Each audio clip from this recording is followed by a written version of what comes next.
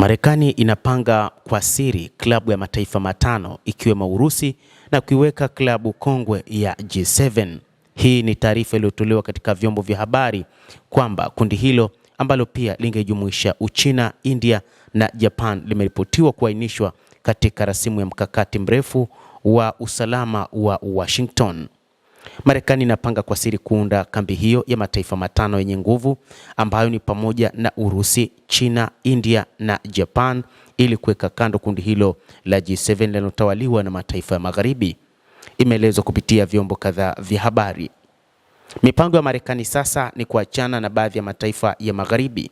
Kulingana na shirika la habari la Politico, msemaji wa ikulu ya Marekani Anna Kelly alisisitiza kwamba hakuna toleo mbadala la kibinafsi au la siri zaidi ya mpango rasmi wa kurasa 33. Ikulu ya Kremlin imesema haijaona taarifa rasmi kutoka Washington kuhusu mpango huo ulioripotiwa na kuongeza kuwa madai hayo yanapaswa kutiliwa shaka.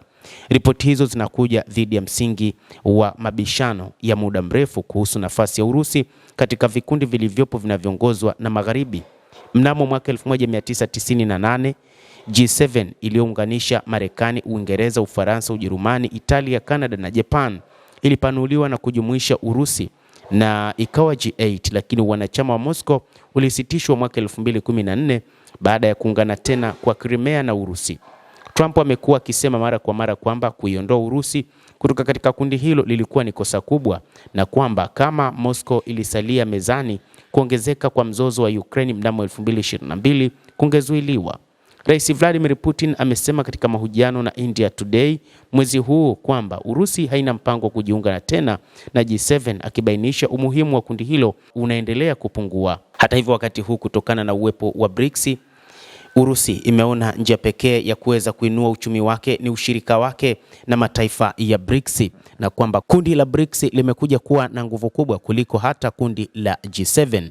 BRICS ambayo hapo awali ilikuwa na mataifa matano ya Brazil, China, Urusi, Afrika ya Kusini pamoja na India, sasa imekuwa na mataifa mengi zaidi ya 30 ambayo yamekuwa wanachama, na kuna mataifa mengi zaidi yanavutiwa na kundi hilo lenye nchi tajiri na nchi zinazoinuka kiuchumi. Kundi hili lina faida kubwa sana kwa Urusi. Ni kundi ambalo limetengeneza mfumo wa kupatikana kwa masoko kwa mataifa yote, lakini Urusi imetengeneza faida kubwa zaidi hasa katika kipindi hiki cha vita kati yake na Ukraine, ambapo baada ya kutengwa na mataifa ya Magharibi sasa imegeukia upande wa BRICS, ambayo sasa mataifa mengi ya Asia yanataka kuwa wanachama. Hata hivyo, wachambuzi wa mambo kutoka Urusi wanaona kwamba pengine hii ni mipango ya Marekani ya kupambana na BRICS, na hivyo kuiondoa G7 na kutengeneza G5 ni kama mpango wa kuiondoa BRICS na kutengeneza mfumo mwingine ambao bado Urusi imesema haukubaliani nao. Hata hivyo, taarifa nyingi zinaeleza kwamba wakati huu mifumo mingi ya kiuchumi imezidi kuundwa, lakini BRICS imekuja kuwa na nguvu kubwa zaidi na hata uchumi wake umezidi kuwa mara mbili zaidi, hasa katika kipindi hiki cha vita vya Urusi na Ukraine. Na hata wanachama wake mara nyingi wamekuwa upande wa Urusi, licha ya kwamba hawakutaka kuonekana wazi kuiunga mkono Urusi moja kwa moja.